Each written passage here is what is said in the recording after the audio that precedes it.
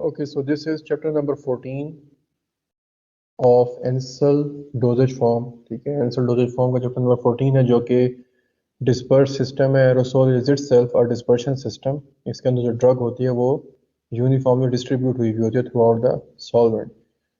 Aerosols की अगर हम बात करें तो there are a number of aerosols dosage form या dispersal system around us in the form of either medications or simple body sprays, deodorants या कोई भी मिस्ट वगैरह, कोई भी डिसइंफेक्टेंट स्प्रे है, उनकी फॉर्म में हमारे पास अवेलेबल होंगे.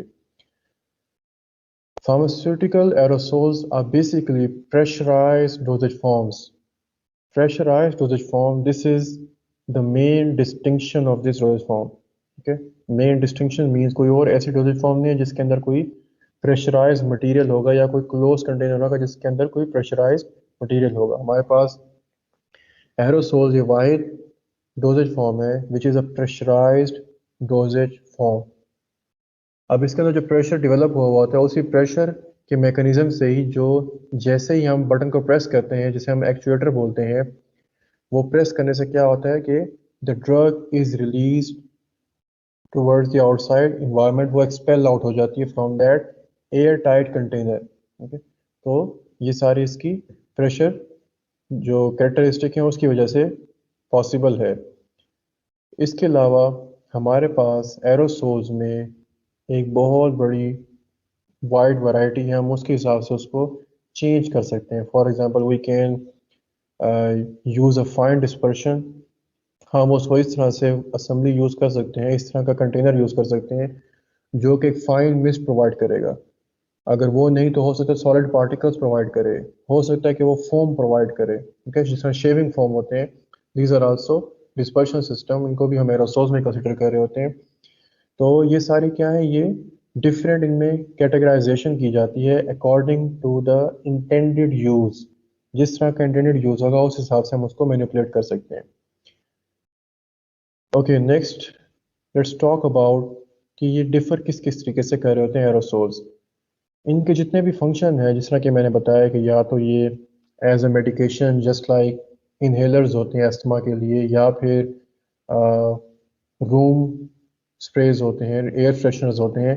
तो ये क्या है, ये डिफ़र किस तरह से कर रहे हैं. एक तो इनके कंटेनर्स डिफरेंट होंगे. ठीक है, कंटेनर इनके डिफरेंट होंगे, इनकी वॉल्व असेंबली डिफरेंट होगी. Next is propellant. Now this is a key point. Propellant यहाँ पे डिफर करेगा. Propellant is a major component in aerosols.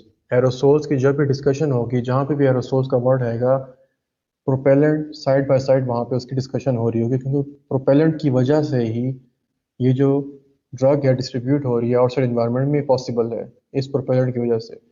अब प्रोपेलेंट क्या करता है, ये फिजिकल डिलीवरी करता है मेडिकेशन की.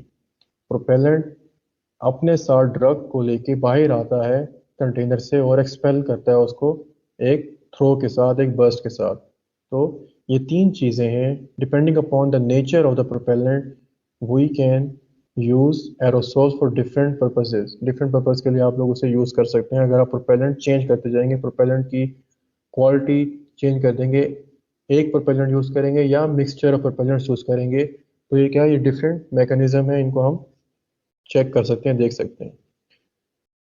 The term pressurized package is commonly used when referring to the aerosol container or completed product. जब भी pressurized dosage form की बात आती है तो ये we are talking about the final product basically. या तो वो बिल्कुल अंदर ड्रग वगैरह भी मेंशन हुई हुई है, अंदर आपने एंटर की भी है और वो बिल्कुल एक हर्मेटिक कंटेनर है, एयर टाइट कंटेनर बन गया है, तो हम उसे बोल रहे हैं कि okay now this is a pressurized package. Okay, जो फाइनल प्रोडक्ट होगा हम उसे बोलते हैं प्रेशराइज्ड पैकेज. अब यहाँ पे क्या आता है कि pressure is applied to the aerosol system to the use of one or more liquid gases propellants. propellants को हम आगे अच्छी तरीके से डिस्कस करेंगे कि ये होते क्या हैं. अभी तक के लिए ये सोच लें कि propellants क्या है. These are liquefied gases. gases को अगर हम liquefy कर दें तो we can use them as propellants. Okay? The physical form in which the contents are emitted depends on the formulation of the product. जैसे कि मैंने बताया कि वो सॉलिड पार्टिकल्स भी हो सकते हैं, सेमी सॉलिड फॉर्म की शेप में भी हो सकते हैं, हो सकता है कि वो लिक्विड की फॉर्म में आए, हो सकता है कि वो फाइन मिस्ट की फॉर्म में आए, कि वो प्रॉपर लिक्विड भी नहीं है, बल्कि एक फाइन मिस्ट की फॉर्म में एक्सपेल आउट हुआ। सो इस तरीके से हम इसको यूज़ कर सकते हैं अपनी फॉर्मुलेशन में। नेक्स्ट हमारे पास जो इम्पोर्टेंट पॉइंट आ रहा है वो ये आ रहा है कि सेम वही वाली बात आती है, अगर हम वॉल असेंबली या एक्चुएटर जो उसका आगे अपर्चर होता है जिस होल से सारी ड्रग बाहर आ रही होती है फाइन मिस्ट की फॉर्म में या कोर्स पार्टिकल की फॉर्म में या लिक्विड की फॉर्म में, तो वो क्या है, उसका जो डायमीटर है वो भी डिटरमिन कर रहा है कि किस पार्टिकल साइज में ड्रग एक्सपेल आउट होगी। For example, we have a choice to produce a fine mist through the aerosol और अ कोर्स मिस्ट। कोर्स का मतलब ये है कि जिसका पार्टिकल साइज थोड़ा ज़्यादा होगा, ठीक है। अ वेट और अ ड्राई स्प्रे। अब ये हमारे पास डिफरेंट इसमें क्लासिफिकेशन आ गया एरोसोल में कि हम इन्हें किस तरीके से यूज़ कर सकते हैं। Next is a steady stream. हो सकता है कि आप उसे एक स्टेडी स्ट्रीम की फॉर्म में यूज़ करना चाहते हैं। अगर आप प्रेस करके रखेंगे तो वो जब तक आपने प्रेस किया हुआ है उस एक्चुएटर को, तो उसमें क्या है कि ड्रग रिलीज होती रहेगी वहाँ से, उस अपर्चर से। नहीं तो आप उसको इस तरह से भी यूज़ कर सकते हैं, just like in perfumes. Perfumes में क्या होता है कि अगर आप उसको एक दफ़ा प्रेस कर देंगे तो जितना वॉल्यूम निकलना है वो बस एक ही दफ़ा प्रेस करने पे निकलेगा, ठीक है। अगर आपने दोबारा यूज़ करना है उसको तो आप उसको दोबारा प्रेस करेंगे, ये नहीं कि आप उसे प्रेस करके रखे रहेंगे तो क्या होगा कि उसमें से ड्रग निकलती रहेगी, ऐसा नहीं है। सिंगल प्रेस पे जो वॉल्यूम है वो एक ही दफ़ा बाहर आ जाएगा। लेकिन अगर आप बॉडी स्प्रेस को देखें तो उसमें क्या है कि अगर आप उसे प्रेस करके रखते हैं तो उसमें क्या है कि वो कंटिन्यूअस जो मिस्ट है वो प्रोवाइड कर रहा होता है जब तक आप उसमें से प्रेशर नहीं हटाते उसके एक्चुएटर में से, ठीक है। सो ये डिफरेंट हमारे पास यहाँ पे वेरिएशंस आ गई हैं एरोसोल प्रोडक्ट्स के यूज़ में। डिपेंडिंग अपॉन द यूज़ हम इसको यूज़ कर सकते हैं। तो नेक्स्ट थिंग हमारे पास क्या आ रही है कि लेट्स से कि we need it for medical purposes, जिसमें सबसे जो मेजर हमारे पास यूज़ आ रहा है दीज आर द इनहेलर्स, जो कि मार्केट में बहुत ज़्यादा अवेलेबल है। और ये पॉपुलर डोजेज फॉर्म क्यों है, ये बेसिकली पॉपुलर इसलिए है क्योंकि it can provide first of all a local action, ठीक है। अगर आप एस्थमा में भी बात कर रहे हैं तो ये वहाँ पे टारगेटेड लोकल एक्शन प्रोवाइड कर सकती है। ये वाली ऐसी डोजेज फॉर्म है कि वहाँ पे टारगेटेड एक्शन प्रोवाइड कर सकती है, ठीक है। किस तरीके से कि जैसे ही हम इनहेलर्स लेते हैं तो जो ड्रग होती है वो ब्लड में नहीं जाती, बल्कि वो डायरेक्टली ब्रोंक्योल्स में जाके डिपॉजिट हो जाती है उनकी वॉल्स में, और वहाँ पे जाके ब्रोंकोडायलेशन का जो इफेक्ट है वो प्रोड्यूस कर रही होती है। जो ब्रोंकोडायलेटर्स अगर हम साइड बाय साइड यूज़ कर रहे होते हैं, अगर हम मेडिकेशन यूज़ कर रहे हैं तो वो पहले टैबलेट ओरल कैविटी से जीआईटी में जाती है, वहाँ पर जाके डिज़ोल्व होती है और उसके बाद वो ब्लड में जाके फिर वो ब्रोंक्योल्स तक जाती है। तो ये काफ़ी टाइम कंज्यूमिंग मेथड है। तो इनहेलर्स क्या है कि ये एक तो स्विफ्ट एक्शन प्रोवाइड करते हैं, ठीक है, और लोकल एक्शन प्रोवाइड कर सकते हैं। इमरजेंसी केसेस में इनको यूज़ किया जा सकता है। तो इनहेलेशन थेरेपी में इनहेलर्स वगैरह जो यूज़ किए जाते हैं, एरोसोल स्प्रेस यूज़ किए जाते हैं, दीज आर फॉर एस्थमा और emphysema. Emphysema is also the same thing almost, कि इसमें क्या होता है कि एल्वुलर वॉल्स जो होती हैं वो थिन हो जाती हैं और वो जो एल्वुलाई होती है इनर स्पेस होती है वो एक बड़ी सी एक ही सिंगल जो एयर स्पेस होती है वो बन जाती है, रादर देन के छोटी छोटी एयर सैक्स हो, एक बड़ा सा एयर सैक बन जाएगा। तो हम इस कंडीशन को एम्फेसीमा बोलते हैं। तो इनहेलेशन के लिए जिस तरह हमने बताया है कि अगर कोई भी चीज़, जिस तरह हम अगर हम बात करते हैं एब्जॉर्प्शन की बात करते हैं, जितना कम पार्टिकल साइज होगा उतनी ज़्यादा उसकी कैपेसिटी होती है कि वो एक सेल मेम्ब्रेन को क्रॉस कर सकता है, उसकी कैपेबिलिटी बढ़ जाती है, ओके। तो यहाँ पे भी यही बात है कि जितना ज़्यादा फाइन पार्टिकल होगा, फाइन मिस्ट होगी, उतनी उसके लिए फिजिबिलिटी होगी कि वो ब्रोंक्यूल्स को क्रॉस कर सकती है। यहाँ पे कुछ चीज़ें आइडेंटिफाई कर दी गई हैं कि अगर तो हमने रेस्पिरेटरी ब्रोंक्योल्स में एब्जॉर्प्शन करवानी है तो we need a particle size of the mist less than 6 micrometer. 6 micrometer से अगर कम होगा तो it can penetrate the bronchioles और वो वहाँ पे अपना एक्शन प्रोड्यूस कर सकती है। If we are targeting the alveoli या अल्विलर डक्ट्स को, जो कि उससे भी छोटी होती हैं, ब्रोंक्योल से आगे एयर सैक्स होते हैं, तो उनमें डेपोजिशन के लिए, उनमें एब्जॉर्प्शन के लिए the particle size must be less than 2 micrometer. So these are pre determined values if we are targeting these organs.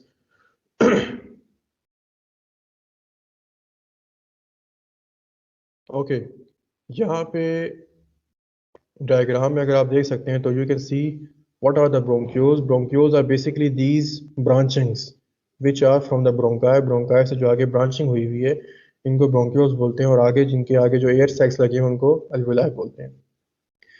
यहाँ पे क्रोमोलिन सोडियम की बात की गई है। Cromolyn sodium is basically a mast cell stabiliser.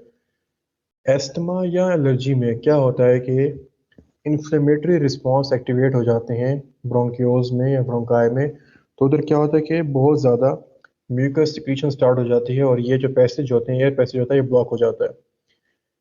और उसकी वजह से क्या होता है कि डिफ़िकल्टी इन ब्रीथिंग, जिसे हम डिस्पनिया बोलते हैं, वो स्टार्ट हो जाती है, वीजिंग स्टार्ट हो जाती है।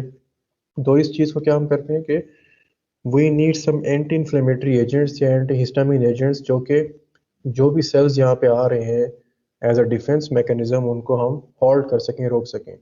तो क्रोमोलिन सोडियम बेसिकली क्या है कि it is an anti inflammatory agent जो कि इन्फ्लेमेशन को कम करता है, and it is a mast cell stabiliser. ठीक है। It is use to prevent bronchial asthma attacks in adults. ये अडल्ट्स में यूज़ किया जाता है, और ये प्रिवेंट करता है जो सडन क्रॉनिक अटैक्स होते हैं ब्रोंकियल एस्थमा के। इसके अलावा ये तो बात आ गई कि we are using it as an inhaler. Inhalation के लिए आप लोग इसे यूज़ कर रहे हैं। If you want to use it just for topical uses, ठीक है, अगर आपने टॉपिकल एप्लीकेशन के लिए यूज़ करना है, लाइक डर्माटोलॉजिक स्प्रे के लिए यूज़ करना है, तो you do not need to fulfill these particle size restrictions।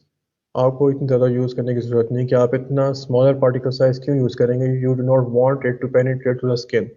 आप उस स्किन से पेनिट्रेट नहीं कराना चाहते हैं, बल्कि आप सिर्फ स्किन की सरफेस पे जो भी जर्म्स वगैरह हैं या क्लीनिंग पर्पज़ के लिए यूज़ करना चाहते हैं। तो ये वाली जो कंडीशन है, ये पार्टिकल साइज वाली, यहाँ पे अप्लाई करने की इतनी ज़्यादा ज़रूरत नहीं पड़ती। डर्मेटोलॉजिक स्प्रे में हमारे पास पार्टिकल्स कोर्सर हो सकते हैं। कोर्सर मीन्स बड़े पार्टिकल्स हम यूज़ कर सकते हैं, और इनकी ऐसा कोई थेरेपेटिक एफिकेसी नहीं होती, क्योंकि इन्होंने स्किन बैरियर को क्रॉस करके अंदर एब्जॉर्ब नहीं होना होता। इनमें हमारे पास in the form of powder भी हो सकते हैं, इंसफ्लेशन पाउडर्स। हम लोग अगर पढ़ेंगे तो उसमें भी हम इनको यूज़ कर सकते हैं। वेट स्प्रेज हो सकते हैं, स्ट्रीम हो सकती है लिक्विड की, जो कि एज अ लोकल एनेस्थेटिक के तौर पर भी यूज़ किया जा सकता है। अगर आपने कोई ऑपरेट करना है, कि एम्पुटेशन करनी है, ठीक है, कोई फिंगर एम्पुटेशन करनी है या कुछ भी करना है, लिम्स एम्पुटेशन करनी है, तो क्या कहते हैं कि हम ऐसे एरोसोल्स यूज़ कर सकते हैं जो कि जिनमें लोकल एनेस्थेटिक्स होंगे, और वो उसी वक्त जाके वहाँ पे अपना जो नमनेस है वो कॉज कर देंगे। इसके अलावा हमारे पास ऑइंटमेंट्स आ सकते हैं। ऑइंटमेंट्स को भी आप लोग जस्ट लाइक अ फोम, जिस तरह फोम होता है वैसे ही थिक ऑइंटमेंट वहाँ से मूव कर सकता है एरोसोल में से, और हम उनको यूज़ कर सकते हैं। Aerosols used to provide an airborne mist are termed as space sprays. Space sprays basically क्या होते हैं? These are, for example, are air fresheners। जैसे एयर फ्रेशनर्स होते हैं, ये क्या करते हैं? These are the space sprays। इनका डायमीटर ज़्यादा होता है, और ये एक वक्त में बहुत ज़्यादा वॉल्यूम स्प्रे कर सकते हैं, क्योंकि और इनमें पार्टिकल साइज की इतनी ज़्यादा ज़रूरत नहीं होती कि वो बहुत ही छोटा होना चाहिए। It can be anything. तो particle size it could be around 50 micrometer या इससे कम यूज़ किए जा सकते हैं स्पेस स्प्रे में। अब बात यह है कि जिस तरीके से अगर हम एयर फ्रेशनर की बात करते हैं, तो काफ़ी देर तक एयर फ्रेशनर की जो ड्यूरेंट होती है, स्मेल होती है, वो स्पेस में we can smell it, we can feel it. ठीक है। तो वो किस तरह पॉसिबल है? वो इस तरीके से पॉसिबल है कि जो भी पार्टिकल्स होते हैं वो डिस्पर्स रह सकते हैं एयर में, इन्वायरमेंट में। अब एक एग्जांपल यहाँ पे मेंशन की हुई है। A 1 second burst from a typical aerosol space spray will produce 120 million particles। 120 million particles एक सिंगल सेकेंड के बर्स्ट स्प्रे में, जब भी एरोसोल का स्प्रे करेंगे तो उसमें एक्सपेल आउट हो जाता है इन्वायरमेंट में। अब इतने सारे पार्टिकल्स हैं, तो जाहिर बात है कि काफ़ी देर तक वो वहाँ पे डिस्ट्रीब्यूट या डिस्पर्स रह सकते हैं इन्वायरमेंट में। और 120 million particles can be suspended in an air for around 1 hour. 1 घंटे तक वो डिस्पर्स रह सकते हैं। अब इधर एक कंसेप्ट आ रहा है, उस कंसेप्ट को समझने की कोशिश करें कि we are talking about this 50 micrometer particle, कि अगर 50 माइक्रोमीटर का पार्टिकल है तो उसमें क्या होगा कि 1 घंटे तक सस्पेंड रह सकता है। क्या 6 माइक्रोमीटर का अगर पार्टिकल होगा, मीन्स से I am talking about smaller particle size, तो उसका सस्पेंडिंग टाइम भी ज़्यादा होगा या कम होगा? तो उसका आंसर ये है कि पार्टिकल साइज अगर कम हो जाएगा तो सस्पेंशन टाइम, जो उसका डिस्पर्शन टाइम है, जो एयर बॉर्न टाइम है, वो ज़्यादा हो जाएगा। रीज़न क्या है? पार्टिकल साइज कम है मीन्स उसका मैस कम है, उसका मैस कम है तो उसकी डेंसिटी भी कम है। ये दो चीज़ें अगर कम है तो मीन्स उस पर जो ग्रेविटेशनल फोर्स अप्लाई हो रही है वो भी कम है, वो भी मिनिमम होगी, ना होने के बराबर होगी। So that is the main reason कि जितना भी पार्टिकल साइज कम होगा उसका सस्पेंशन टाइम, उसका एयर बॉर्न टाइम उतना ज़्यादा होगा। Okay, so coming towards surface sprays या सरफेस कोटिंग्स। सरफेस स्प्रे या सरफेस कोटिंग्स क्या होती हैं? कोई भी अगर आपने क्लीनिंग पर्पज़ के लिए यूज़ करनी है, कोई डिसइंफेक्टेंट है, जिस तरह कोई एथेनॉल का स्प्रे है, अल्कोहलिक स्प्रे है, उसको यूज़ करना है कि टेबल को अच्छी तरीके से साफ़ कर दिया जाए, या फिर हैंड वॉश के लिए यूज़ करते हैं, कुछ स्प्रेज वगैरह होते हैं उनको यूज़ किया जा सकता है, या इंडस्ट्री वगैरह में यूज़ कर सकते हैं, कोई फर्नीचर की कमर्शियल मार्केट्स हैं वहाँ पे स्प्रे किया जा सकता है, एज अ वार्निश स्प्रे किया जा सकता है, या फिर अगर हम बात करें तो इसको हम यूज़ कर सकते हैं कॉस्मेटिक्स में यूज़ कर सकते हैं, मेकअप फिक्सर्स वाले जो स्प्रेज होते हैं या हेयर लेकर्स होते हैं, हेयर स्प्रेज होते हैं, तो ये सारे क्या हैं? These are also aerosol dispersion dispersal systems. Next is हमारे पास सरफेस स्प्रे या सरफेस कोटिंग्स में ही हमारे पास आते हैं शेविंग लाथर्स आते हैं, शेविंग फोम्स आते हैं। इसके अलावा फूड इंडस्ट्री में जो केक वगैरह या कन्फेक्शनरीज बनाने के लिए यूज़ करते हैं, ऊपर कोटिंग्स के लिए यूज़ करते हैं, स्प्रेज वगैरह यूज़ करते हैं, तो उनको भी हम एरोसोल स्प्रेज ही कंसिडर कर रहे होते हैं। अब मैं बात करता हूँ टाइप्स ऑफ एरोसोल्स। कौन कौन सी टाइप्स होती हैं? If you are talking about through the point of medical point of view से अगर हम देखेंगे तो हमारे पास एरोसोल्स की कौन कौन सी टाइप आ रही हैं। मीटर डोज इनहेलर्स, जो भी यूज़ होते हैं, जो भी अस्थमा के लिए यूज़ हो रहे हैं इनहेलर्स, या फिर एलर्जिक रिनाइटिस के लिए नेजल स्प्रेज यूज़ हो रहे हैं, दोज और मीटर डोज इनहेलर्स। ठीक है, मीटर डोज स्प्रेज होंगे, एरोसोल्स होंगे। अब मीटर डोज का मतलब क्या है कि मीन्स पर एक्चुएशन, जितनी दफ़ा आप प्रेस करेंगे उसे, हर एक्चुएशन पे एक ही amount of drug expel out होगी। फॉर एग्ज़ाम्पल, ऐसा इनहेलर हमने बनाया है, उसकी ऐसी वॉल्व असेंबली है कि एक एक्चुएशन पे it had to release 50 microgram of drug into the environment. ठीक है, एनवायरनमेंट कौन सा हो सकता है? अगर हम एस्मा की बात करें, ओरल स्प्रेस की बात करें, तो एनवायरनमेंट इज़ द ब्रोंक्योज या ब्रोंकाई या ओरल कैविटी हो सकती है। तो मीटर डोज का मतलब ये है कि if this inhaler had a capacity of 200 sprays, 200 दफ़ा हम इसको यूज़ कर सकते हैं, तो मीन्स एवरी टाइम, एवरी 200, जो भी 200 दफ़ा हम यूज़ करेंगे, जितनी दफ़ा भी यूज़ करेंगे, we would get the same amount of drug, because it is a metered dose inhaler. ये एक मीटर डोज इनहेलर है, इसके अंदर सेटिंग हुई हुई है, इसके अंदर ऐसी वॉल्व असेंबली सेट की गई है कि जब भी ड्रग को एक्सपेल करेगी तो ये सिर्फ उतनी ही क्वांटिटी एक्सपेल करेगी जितनी इसके अंदर एक वॉल असेंबली हमने वहाँ पे एडजस्ट की हुई है।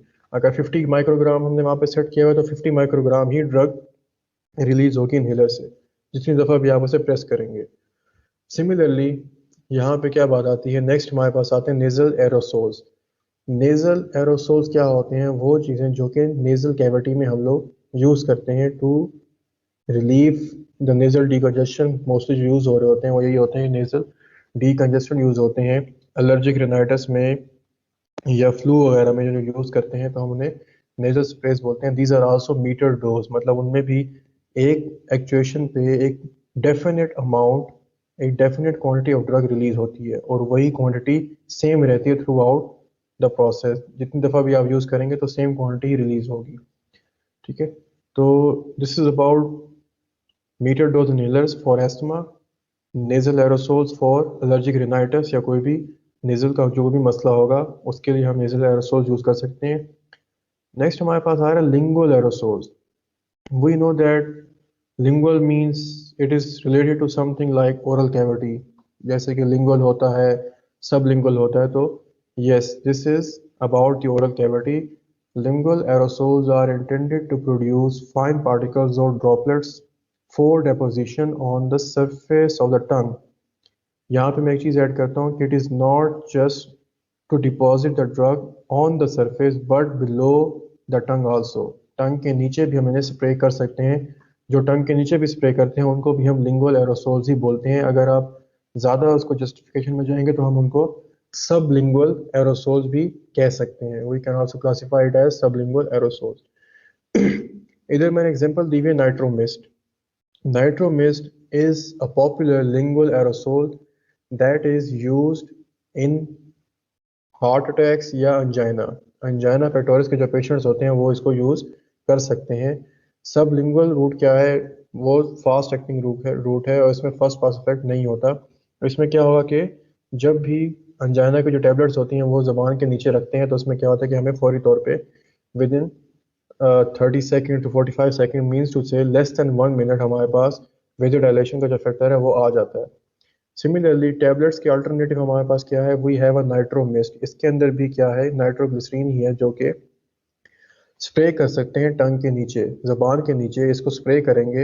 एंड देन इसकी इंडिकेशन ये है कि you have to hold it for around 30 second, at least 30 second से होल्ड करना है उसको, ना स्वेलो करना है ना ही स्पिट आउट करना है, ठीक है, ताकि वो अच्छी तरीके से सबलिंगुअल रूट से एब्जॉर्ब हो जाए।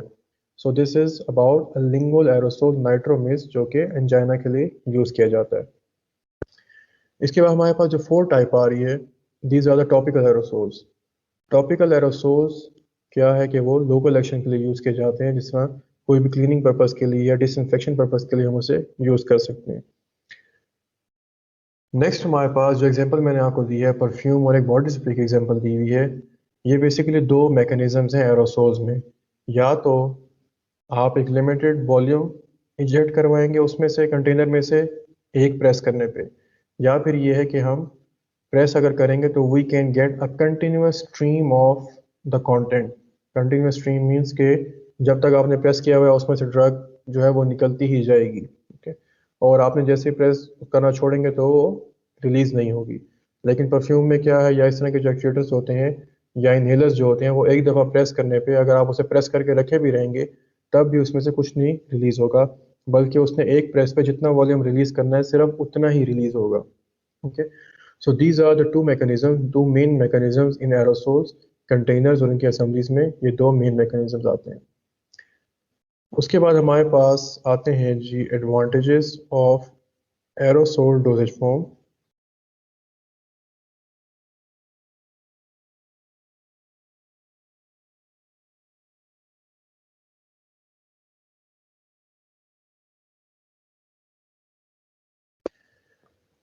Okay, the first and the main advantage के ये डोजेज फॉर्म बनाई क्यों गई थी और ये इतनी पॉपुलर क्यों है, this is one of the popular doses form, ठीक है। अब ये क्यों है इसकी हम एग्जांपल पढ़ते हैं कि ये आखिर इसमें फ़ायदा क्या क्या है हमारे पास।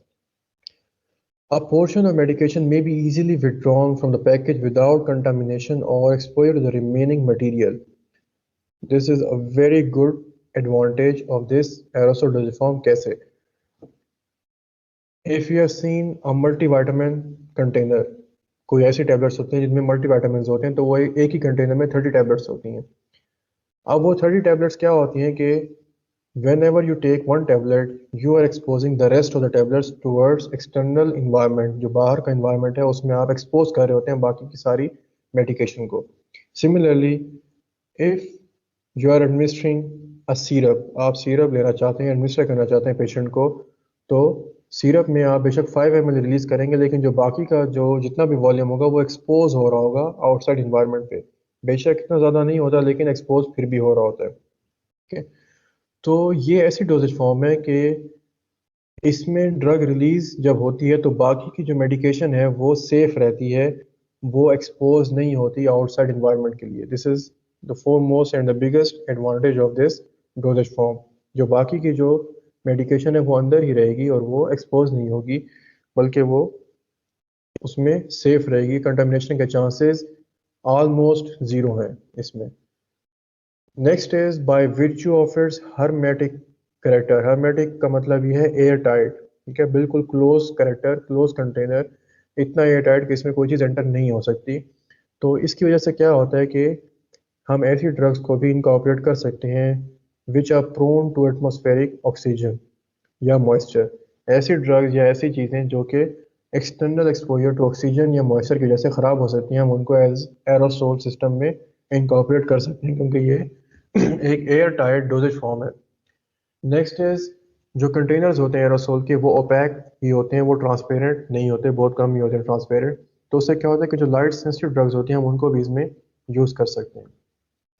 इनकी इस हर्मेटिक नेचर की वजह से, एयर टाइट नेचर की वजह से इनकी शेल्फ लाइफ भी अच्छी होती है, ज़्यादा होती है। अगर इनकी जो टेम्परेचर मेंटेन कर दिया जाए तो इनकी शेल्फ लाइफ बहुत ही अच्छी हम अचीव कर सकते हैं, लाइक 3 to 4 years भी हो सकती है एक इनहेलर की शेल्फ लाइफ।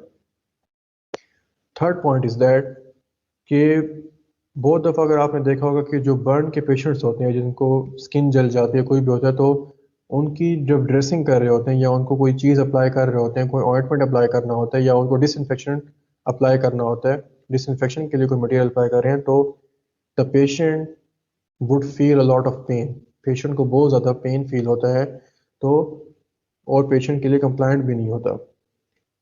एरोसोल स्प्रेस क्या करते हैं, वो इस तरह की सेंसिटिव स्किन्स पे इजीली अप्लाई किए जा सकते हैं विदाउट टचिंग दैट स्किन। उस स्किन को टच किए बगैर अप्लाई किया जा सकता है और स्किन को रब करने की भी ज़रूरत नहीं है। इनकी इतनी फाइन मिस्ट होती है कि ये खुद ही एब्जॉर्ब हो जाते हैं या खुद ही वहाँ पर डिसइंफेक्शन या जो भी इनका रोल होता है, एनेस्थेटिक रोल होता है, वो इस पर वहाँ पे अप्लाई कर सकते हैं। तो ये यूनिफॉर्म थिन लेयर बना सकते हैं स्किन पे without touching the affected area. ठीक है, तो ये वहाँ पे इरिटेशन को भी, और कोई भी मैकेनिकल अगर वहाँ पे फोर्स अप्लाई की जा रही है तो ये उसको भी कम कर सकते हैं, उसको एलिमिनेट कर सकते हैं। नेक्स्ट इज हमारे पास क्या है कि rapid volatilization of propellant also provides a cooling refreshing effect. अब ये एक पॉइंट है यहाँ पे कि प्रोपेलेंट जैसे ही वहाँ से वेपोरेट होगा तो उसमें क्या होगा कि एक कूलिंग इफेक्ट भी यहाँ पे फील होता है। अब प्रोपेलेंट की जो भी बातें हैं वो भी मैं आपको नेक्स्ट में यहाँ पे आने लगे वहाँ पे मैं क्लियर कर देता हूँ कि प्रोपेलेंट के बारे में क्या क्या चीज़ें आ रही है। फोर्थ पॉइंट क्या है कि we can play with assembly of aerosol. हम इसको चेंज कर सकते हैं, इसको घुमा फिरा सकते हैं अपने इंटेंडेड यूज़ के मुताबिक। इंटेंडेड यूज़ के मुताबिक का मतलब ये है कि if I want a smaller particle size, तो मैं उसमें जो असेंबली होगी वो उस हिसाब से यूज़ करूँगा। उसका जो अपर्चर होगा वो बहुत ही छोटा होगा, ठीक है, बहुत ही माइन्यूट होगा, उसका डायमीटर बहुत ही कम होगा। If I want a continuous spray, और मुझे बड़े स्प्रे बॉटल्स चाहिए जिनमें मैंने डिसइंफेक्शन करना है, रूम डिसइंफेक्शन करना है, तो उसमें मुझे जो अपर्चर होगा, जो एक्चुएटर होगा, उसका जो होल होगा उसका डायमीटर ज़्यादा चाहिए, ताकि मुझे एक ही प्रेस पे अच्छी खासी अमाउंट प्रेशर के साथ रिलीज़ हो जाए। सो हम सिर्फ वॉल्व कंट्रोल या फॉर्मुलेशन की टेक्निक से या प्रोपेलेंट चेंज करने से या प्रोपेलेंट के मिक्सचर से हम ये सारी चीज़ें अचीव कर सकते हैं अपने इंटेंडेड यूज़ के लिए। फिफ्थ पॉइंट क्या है, aerosol application is a clean process just like that कि प्रोपेलेंट एवेपोरेट हो जाता है और पीछे सिर्फ ड्रग रह जाती है। इसमें कोई ऐसा रेजिड्यू नहीं होता जिसको बाद में आपको साफ करना पड़े, क्लीन करना पड़े। ठीक है, so it does not require a cleaning process, और इसमें वॉशअप की ज़रूरत नहीं पड़ती क्योंकि इसमें ऐसा कोई रेजिड्यू होते ही नहीं है कि उनको बाद में क्लियर करना पड़े। So it is a clean doses form. Okay, अब बात आती है कि अभी हमने प्रोपेलेंट बार बार पढ़े हैं, प्रोपेलेंट होता क्या है। Propellant is a component that helps in expelling the drug out of the container into the environment. कोई भी एरोसोल की जब बात आएगी तो दो चीज़ें इसमें मेन कंपोनेंट होंगे। That is the first one is the product concentrate, the second is the propellant. Product concentrate क्या चीज़ है? Product concentrate is basically a mixture of active ingredient and excipients. ठीक है, इसको हम बोल रहे हैं प्रोडक्ट कॉन्सेंट्रेट। इसमें हमारे पास एपीआई होंगे, मिक्सचर ऑफ एपीआईज भी हो सकते हैं। ठीक है, दो तरह के एपीआईज भी हो सकते हैं, या फिर हमारे पास यहाँ पे प्रिजर्वेटिव्स हो सकते हैं, एंटीऑक्सीडेंट्स हो सकते हैं। ठीक है, इनमें काफ़ी सारी चीज़ें आप लोग ऐड कर सकते हैं। जो भी मिक्सचर होगा, ओवरऑल मिक्सचर, इसको हम बोलते हैं product concentrate. Next is the propellant. अब प्रोपेलेंट क्या चीज़ होती है? Propellant are basically liquefied gases. ठीक है, कोई भी गैस होगी उसको हम लिक्विफाई कर देंगे। लिक्विफाई कैसे करते हैं? या तो टेम्परेचर बहुत ही कम कर देते हैं या फिर प्रेशर बहुत ज़्यादा अप्लाई करते हैं कि वो जो गैसेस पार्टिकल्स होते हैं वो आपस में करीब आ जाते हैं, और करीब आने की वजह से वो क्या होता है कि वो लिक्विड फॉर्म में कन्वर्ट हो जाते हैं due two forces of attraction जब वहाँ पे प्रिवेल कर रही होती हैं। ठीक है, तो ये दो चीज़ें होती हैं जिससे हम गैस को लिक्विफाई कर सकते हैं और फिर हम इसको एज अ प्रोपेलेंट यूज़ कर सकते हैं। When the propellant is a liquefied gas or a mixture of liquefied gases, it frequently serves a dual role. अब इस पॉइंट का मतलब ये है कि propellant can be used in two ways. One is कि आप सिर्फ इसे एज अ प्रोपेलेंट यूज़ कर रहे हैं, सिर्फ इसको एज अ कैरियर यूज़ कर रहे हैं ड्रग को एक्सपेल करने के लिए। सेकंड, जो दूसरा तरीका है इसको यूज़ करने का वो ये है कि आप इसको एक तो एज एन एक्सपेलिंग एजेंट के तौर पे यूज़ कर रहे हैं as a propellant, and second is कि आप इसको एज अ सॉल्वेंट के तौर पे भी यूज़ कर रहे हैं। मतलब इसके दोनों तरीके से भी यूज़ किया जा सकता है इसको, या तो सिर्फ एज अ प्रोपेलेंट या फिर as a propellant as well as a solvent. दो तरीक़ों से हम इसको प्रोपेलेंट को यूज़ कर सकते हैं। अब यहाँ पे कौन कौन सी गैसेज हैं जिनको हम लिक्विफाई कर सकते हैं और एज अ प्रोपेलेंट यूज़ कर सकते हैं? These are the carbon dioxide, nitrogen और नाइट्रस ऑक्साइड को हम इनमें यूज़ कर सकते हैं। CFCs भी यूज़ की जाती थी, बट इनका जो यूज़ है वो बंद कर दिया गया था क्योंकि इनमें प्रॉब्लम्स आ रहे थे। CFCs आर बेसिकली क्लोरोफ्लोरोकार्बन्स, ठीक है, फ्रियोन्स होते हैं, क्लोरोफ्लोरोकार्बन्स होते हैं। इनका यूज़ इसलिए हॉल्ट कर दिया गया था क्योंकि इनमें ओजोन की डिप्लीशन स्टार्ट हो गई थी। इनकी वजह से ओजोन की डिप्लीशन से क्या हो रहा था, अल्ट्रा वायलेट रेडिएशंस अर्थ तक पहुंच रही थी, जिनकी वजह से स्किन की डिजीजेस और स्किन कैंसर प्रिवेल करना शुरू हो गए थे। तो इस ओवरऑल हैजर्ड की वजह से क्या हुआ था, एनवायरमेंटल हैजर्ड की वजह से CFC का जो यूज़ है वो बैन हो गया था। FDA ने CFC का यूज़ एरोसोल में बैन कर दिया गया था और ये कहा था कि इनके कोई ना कोई अल्टरनेटिव्स आप लोग फाइंड कर लें। लेकिन क्लोरोफ्लोरोकार्बन के लिए कुछ एग्जेम्पशंस FDA ने दी थी। Exemptions means there are some special condition जिनमें CFC को हम यूज़ कर सकते हैं। ठीक है, अब वो कंडीशंस कौन सी थी जिस पे अगर आप लोग पूरा उतर रहे हैं, कोई भी इंडस्ट्री अगर पूरा उतर रही है, कोई प्रोडक्ट ऐसी है जो पूरा उतर रही है उन एग्जेम्पशन पे, तो it can employ chlorofluorocarbon as propellants. अब वो कंडीशन कौन सी थी? There were three condition. The first one is that there are no technically feasible alternatives to the use of CFC propellant in the product. Means aerosol ऐसा है जिसमें ऐसे product use किए गए हैं कि उनमें कोई और प्रोपेलेंट यूज़ किया ही नहीं जा सकता, कोई और प्रोपेलेंट कंपैटिबल नहीं है, and CFC is the only choice. ठीक है, बिल्कुल hands are tied, then we can use CFC. This is the first condition. This is the first exemption basically. Second point क्या है? The product provides a substantial health or other public benefit unobtainable without the use of CFC.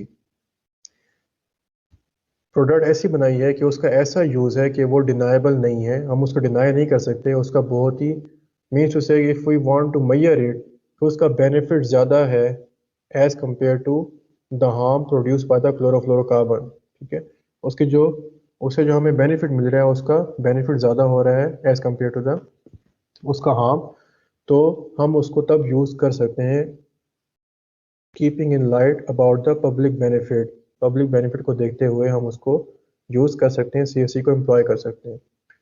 Third is the use does not involve a significant release of CFCs। Chlorofluorocarbon इतने ज़्यादा release नहीं होंगे, this is the third condition, और अगर release होंगे भी सही तो they have more benefit than the amount the chlorofluorocarbon can produce this harm. ठीक है, मतलब वो हार्म प्रोड्यूस कर सकते हैं जितने भी, अगर कम भी क्वांटिटी यूज़ हो रही है तो उनका जो बेनिफिट होगा, उस एरोसोल का जो बेनिफिट होगा वो बहुत ज़्यादा होगा, मल्टीपल टाइम्स ज़्यादा होगा। तब ये कंडीशन अप्लाई की जा सकती है कि okay if it is very much beneficial then you can use CFC। ठीक है, तो ये तीन चीज़ें थी जिन पे FDA ने एग्जेम्प्ट किया था इसकी प्रोहिबिशन को, इसके यूज़ के जो प्रोहिबिटेड यूज़ था इसको एग्जेम्प्ट किया था इन तीन कंडीशंस पे। अगर ये तीन कंडीशंस पूरी हो रही हैं देन एन इंडस्ट्री और a manufacturer can employ chlorofluorocarbon as propellants. अब CFCs में भी ये दो तीन प्रोपेलेंट्स हैं, क्लोरोफ्लोरोकार्बन से इनको यूज़ कर सकते हैं। डाइफ्लोरोमीथेन है, डाइक्लोरो टेट्राफ्लोरो इथेन है, और third one is that is most commonly use are trichloro monofluoromethane. ये तीन हैं जो कि मोस्ट कॉमनली यूज़ की जाती हैं एज प्रोपेलेंट इन एरोसोल डिस्पर्सल सिस्टम। फिर हमारे पास आते हैं कि फ्लोरीनेटेड हाइड्रोकार्बन्स क्या होती हैं। जितनी भी CFCs हैं ये बेसिकली क्या हैं, ये रूम टेम्परेचर पे गैसियस स्टेट में होती हैं। अब रूम टेम्परेचर पे गैसियस स्टेट में है, then how can we use these in the aerosols. जैसे कि दो मैकेनिज्म मैंने बताए थे, या तो उनका टेम्परेचर कम कर दें, लिक्विफाई कर दें, बिल्कुल उनको बिल्कुल लोएस्ट टेम्परेचर पे ले जाएं, या फिर प्रेशर इंक्रीज कर दें। फॉर एग्जांपल यहाँ पे फ्रीऑन 12 के बारे में बताया गया है कि अगर हम इसको -30 तक ले जाएं तो we can liquefy this gas. अगर आप -30 पे नहीं लेके जाना चाहते और 21 डिग्री पे ही रखना चाहते हैं तो you can increase the pressure on it. आप 70 pounds per square inch gauge का प्रेशर उस पर अप्लाई करेंगे तो क्या होगा कि वो तब भी लिक्विफाई हो सकती है और हम इसको एरोसोल में पैक कर सकते हैं। अब ये ओवरऑल जो वर्किंग होती है वो कैसे होती है इसकी, ठीक है, इस वर्किंग के बारे में मैं आपको ओवरऑल यहाँ पे एक्सप्लेन कर देता हूँ कि आखिर बात यहाँ पे क्या की गई है। This is an example of an aerosol system. इसकी जो ओवरऑल असम्बली है इसको हम नेक्स्ट लेक्चर में अच्छी तरीके से डिटेल में पढ़ेंगे। फर्स्ट थिंग इज दैट यहाँ पे हम सिर्फ मैकेनिज्म को रीड कर रहे हैं। सबसे पहले अगर आप देखेंगे तो यहाँ पे देख सकते हैं कि जो कंटेनर है वो कम्प्लीटली फिल्ड नहीं है, ठीक है। कंटेनर कभी भी एरोसोल का कम्प्लीटली फिल नहीं होगा, बल्कि there would be some space left intentionally. इसको हम कोशिश यही करते हैं कि जो हाफ कंटेनर होता है उसको हम स्पेस छोड़ देते हैं। वो जो हाफ एम्प्टी स्पेस होती है उसमें वेपर्स होते हैं इस मिक्सचर के, कॉन्सेंट्रेट और लिक्विड प्रोपेलेंट के मिक्सचर के जो वेपर्स होते हैं वो यहाँ पे स्पेस में अवेलेबल होते हैं, and they are exerting a pressure on the liquid phase. Liquid और वेपर फेज आपस में एक इक्विलिब्रियम में होती हैं, एक टेंशन इनके दरमियान में लाजमी 24 घंटे रह रही होती है। वो इसकी सरफेस पे रह रहे थे, यहाँ पे जो सरफेस है इस जगह पे कंटिन्यूअस कन्वर्जन हो रही है लिक्विड से वेपर और वेपर से लिक्विड में, ठीक है। तो ये एक इक्विलिब्रियम स्टेट में अंदर एक इनका सिस्टम चल रहा होता है। अब होता क्या है कि जब, अब हमने पहली बात तो ये है कि हमने ये कहा है कि हमने जो प्रोपेलेंट है उसको लिक्विफाई कर दिया, हाई प्रेशर प्रोवाइड कर दिए। अब ये जो ओवरऑल कंटेनर है ये एक प्रेशराइज कंटेनर है, इसके अंदर प्रेशर बहुत ज़्यादा है, ठीक है। इसमें 70 PSIG मेंटेन किया हुआ है। अगर हम फ्रीऑन 12 की बात करते हैं तो इस प्रोपेलेंट को लिक्विड रखने के लिए यहाँ पे ज़ाहिर बात है टेम्परेचर तो हम हर वक्त -30 पे आप लोग इन्हेलर नहीं रह सकते फ्रीज़र में, ठीक है। तो मीन्स इसको प्रेशराइज कंटेनर के तौर पे बनाया गया है और इसको -70 या इसका जो लिक्विफाइंग प्रेशर होगा उस पे इसको मेंटेन किया हुआ है। लेकिन जो इन्वायरमेंट का प्रेशर है वो कितना है, वो तो 1 एटमॉस्फेरिक प्रेशर है, वो तो सिंपल प्रेशर है, मीन्स उसे ना होने के बराबर है, कोई प्रेशर नहीं है इन्वायरमेंट में। अब होता क्या है कि when ever this actuator is pressed, जब इसको प्रेस किया जाता है तो ये जो इक्विलिब्रियम है ये थोड़ी देर के लिए अनबैलेंस हो जाता है। कैसे? एक तो पहले ही यहाँ पे प्रेशर अप्लाई किया जा रहा है, ये जो वेपर्स हैं ये प्रेशर प्रोवाइड कर रहे हैं इस लिक्विड पे, ठीक है। जब यहाँ से एक्सटर्नल प्रेशर आएगा तो ये जो प्रेशर है वो इसमें प्लस हो जाएगा, इसमें ऐड हो जाएगा। जितना ऐड होगा उसमें क्या होगा कि जो लिक्विड होगा वो यहाँ से पुश हो जाएगा और पुश होने की वजह से वो इधर से रिलीज हो जाएगा, ठीक है। तो मीन्स यहाँ पे जो एक्सटर्नल प्रेशर अप्लाई कर रहे हैं वो अंदर के वेपर प्रेशर के साथ ऐड होके क्या कर रहा है, इस लिक्विड को फोर्सफुली एक्सट्रैक्ट कर रहा है, एक्सपेल कर रहा है। अब क्या होता है कि जब लिक्विड एक्सपेल होता है तो उस लिक्विड में प्रोपेलेंट भी होता है और प्रोडक्ट कंसंट्रेट भी होता है। लेकिन जो हमारे पास ड्रग पहुंचती है, जो हमारे पास जो कंटेंट पहुंचता है वो सिर्फ प्रोडक्ट कंसंट्रेट पहुंचता है। वो कैसे? जैसे कि मैंने बताया है, बार बार क्लियर किया है कि यहाँ पे जो लिक्विड होगा, लिक्विड प्रोपेलेंट है वो प्रेशराइज्ड डोजेज फॉर्म में है ताकि ये लिक्विड ही रहे। लेकिन जैसे ही ये जो मिक्सचर बाहर निकला उस मिक्सचर में प्रोपेलेंट भी था और कॉन्सेंट्रेट भी था। प्रोपेलेंट जैसे ही बाहर निकलेगा उसको प्रेशर क्या होगा, बहुत जल्दी विद इन मिली सेकेंड्स बहुत ही कम प्रेशर मिलेगा उसे, ठीक है। 1 एटमॉस्फेरिक, फॉर एग्जांपल अगर हम 70 ATM की बात करते हैं, यहाँ पे एटमॉस्फेरिक प्रेशर की बात कर रहे हैं, अंदर 70 एटमॉस्फेरिक प्रेशर था लेकिन बाहर 1 एटमॉस्फेरिक प्रेशर है। तो ये क्या है, ये sudden drop of, drastic drop है ये एक एटमॉस्फेरिक प्रेशर में। उससे क्या होगा कि वो जो प्रोपेलेंट है वो एकदम लिक्विड से अपनी ओरिजिनल कंडीशन, जो ओरिजिनल रूम टेम्परेचर पे, जो ओरिजिनल प्रेशर पे उसकी कंडीशन थी, that is the gaseous state, वो कन्वर्ट हो जाएगा। ठीक है, मीन्स टू से लिक्विड प्रोपेलेंट जैसे ही बाहर आएगा वो गैस में कन्वर्ट हो जाएगा, वो डिपॉजिट नहीं होगा किसी भी सरफेस में, कहीं पे भी डिपॉजिट नहीं होगा, बल्कि वो इन the form of a gas वो इवेपोरेट हो जाएगा, वेनिश हो जाएगा। सो this is the overall mechanism of a propellant. एक प्रोपेलेंट कैसे काम करता है। यहाँ पे हमारे पास आती हैं कि जितनी दफ़ा भी, अब यहाँ पे एक और कॉन्सेप्ट आ रहा है कि फॉर एग्जांपल आपने 10 दफ़ा यूज़ किया इसको और इसका वॉल्यूम थोड़ा सा कम हो गया है, तो अब यहाँ पे क्या होगा कि या ये इक्विलिब्रियम सेम रहेगा या नहीं रहेगा। इसका आंसर ये है कि इसका इक्विलिब्रियम सेम रहेगा, मेंटेन्ड रहेगा। ये वेपर्स यहाँ पे एडजस्ट हो जाएंगे और तब भी उतना ही प्रेशर प्रोवाइड कर रहे होंगे जितना यहाँ पे पहले पहले स्टार्ट में प्रेशर अवेलेबल था।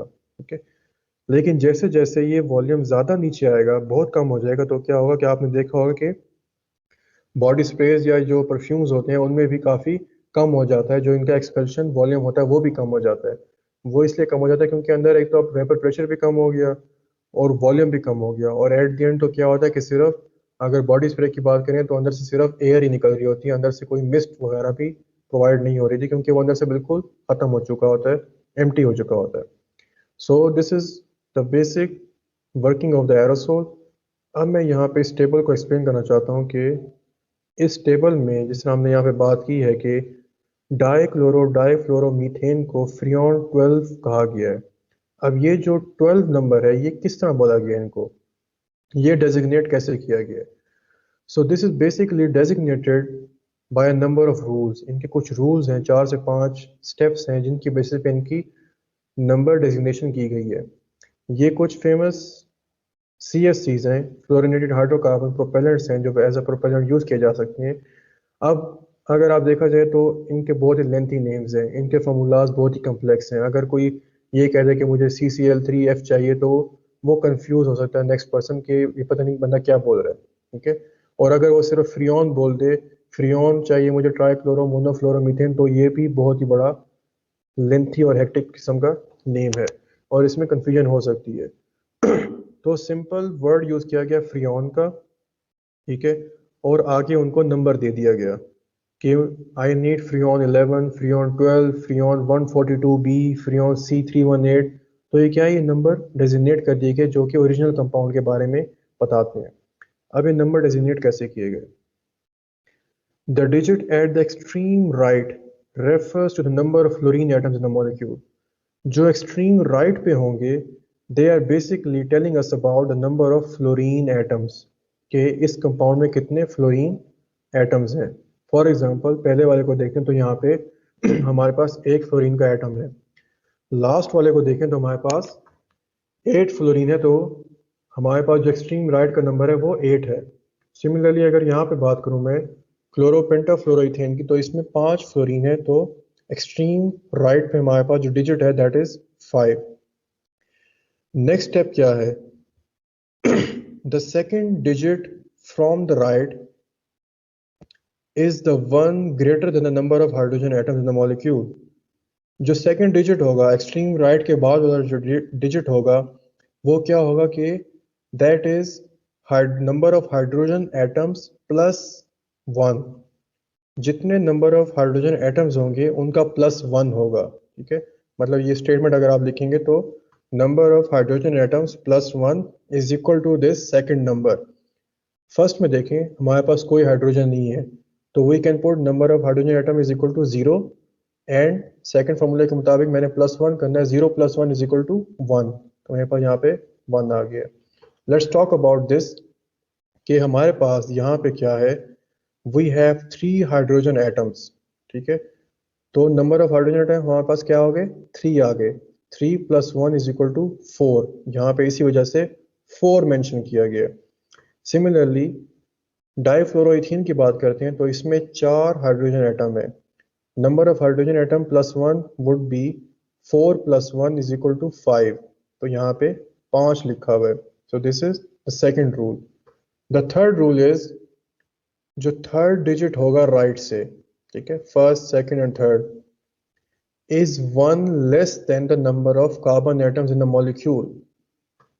पहले वाले में सेकंड रूल में हमने क्या किया, number of hydrogen atoms +1। Third वाले में हम क्या कर रहे हैं, नंबर ऑफ कार्बन एटम्स -1। जितने कार्बन एटम होंगे हम उनको -1 कर देंगे, ठीक है। तो हमारे पास जो भी क्वांटिटी आएगी हम उसे मेंशन कर देंगे। अगर तो वो क्वांटिटी है ज़ीरो, अगर तो वो बनती है ज़ीरो इस स्टेटमेंट के मुताबिक, तो हम उसको यहाँ पे ज़ीरो मेंशन नहीं करेंगे बल्कि दो ही डिजिट रहने देंगे। फॉर एग्जांपल जो फर्स्ट एग्जांपल है, जो फर्स्ट यहाँ पे लिखा हुआ है CCl3F, इसमें नंबर ऑफ कार्बन एटम्स कितने हैं, 1, एक ही कार्बन एटम है। थर्ड रूल के मुताबिक मैंने नंबर ऑफ कार्बन एटम्स को -1 करना है, जितने भी होंगे उनका मैंने -1 करके लिखना है। -1 करने पे I am getting a zero, ठीक है। If the number is zero, than zero मैं यहाँ पे नहीं लिखूंगा बल्कि मैं इसको लिखूंगा ही नहीं, मैं ओमिट कर दूंगा, मैं दो ही डिजिट रहने दूंगा। यहाँ पे बात आती है नंबर ऑफ कार्बन एटम्स की। जिस तरह नीचे आते जाते हैं तो इधर हमारे पास क्या है कि वी हैव 2 कार्बन एटम्स, ठीक है। 2 - 1 = 1, तो यहाँ पे मैंने 1 मेंशन कर दी है। सिमिलरली ऊपर वाली एग्जांपल में भी देर आर 2 कार्बन एटम्स और 2 - 1 = 1। लास्ट वाली को देखते हैं, वी हैव 4 कार्बन एटम्स, ठीक है। It is octa fluoro cyclobutane, इसमें 4 कार्बन एटम्स हैं and 4 - 1 = 3। Then this number is, यहाँ पे जो नंबर डेजिग्नेट होगा वो 3 होगा, ठीक है। ये तीन रूल्स आ गए हमारे पास depending upon number of fluorine atoms, number of hydrogen atoms, number of carbon atoms. Now coming towards the fourth rule, a capital C before a number indicates the cyclic nature of a compound. Organic chemistry में आप लोग पढ़ते होंगे कुछ cyclic compounds होते हैं, कुछ cyclic नहीं होते, नॉन साइक्लिक होते हैं, ओपन चेन होते हैं, उनकी लेंथ होती है, ज़्यादा होती है, ब्रांचिंग होती है, वो डिफरेंट चीज़ आ जाती है। लेकिन जो साइक्लिक कंपाउंड होते हैं वो उनका आपस में इंटर जॉइंट होते हैं, सर्कल के फॉर्म में होते हैं। तो इसमें क्या होगा कि अगर सी लिखा हुआ होगा तो means this is a cyclic compound, यहाँ पे उसको हम बोल रहे हैं कि this is a cyclic compound. उसके बाद हमारे पास क्या चीज़ आ रही है कि जो लास्ट पॉइंट है, the small letters following a number indicate decreasing symmetry, B indicating less symmetry than A. अगर यहाँ पे कहीं पे ए लिखा होता मीन्स उनकी सिमेट्री बहुत ही अच्छी है उन कंपाउंड्स की।